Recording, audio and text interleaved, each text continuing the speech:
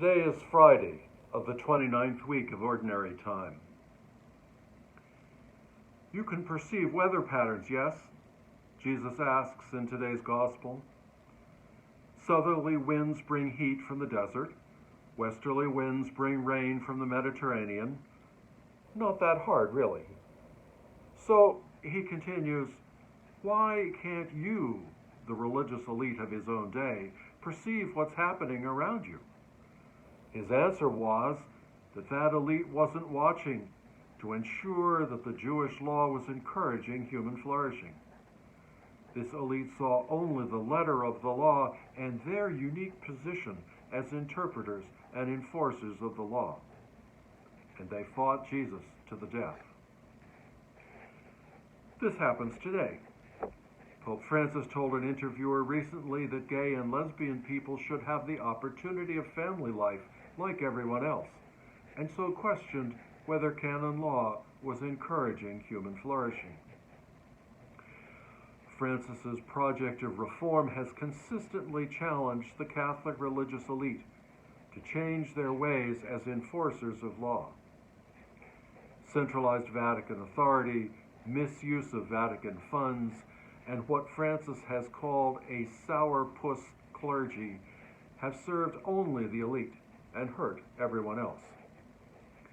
And now he's asking about civil unions. Jesus pointed out that hardness of heart will end a marriage.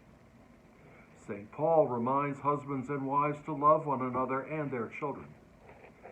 But only recently has canon law built on those themes. The earliest canon law of the High Middle Ages asserted as the purpose of marriage the procreation of children and to provide a remedy for concupiscence, in other words, sexual desire. The 1917 revisions of canon law added education of children to the procreation of children while retaining the concupiscence provision. The 1983 revision dropped the concupiscence provision, retained the children provision, and for the first time in 700 years acknowledged the quality of life between husband and wife as a purpose of marriage. Why did it take so long?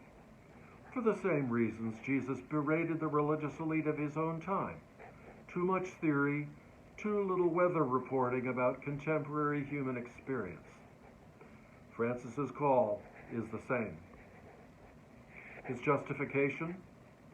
The signs of the times that call for civil unions present us gay men and lesbian women who have committed themselves to long-term relationships and lived them out.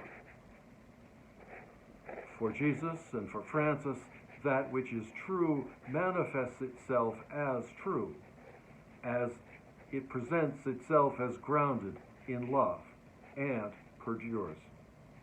The same for Francis's other commitments to the beautiful creation God has created, to the unseen people and forests of the Amazon, to the far reaches of the earth where he has sent cardinals as signs of the Church's official care and concern.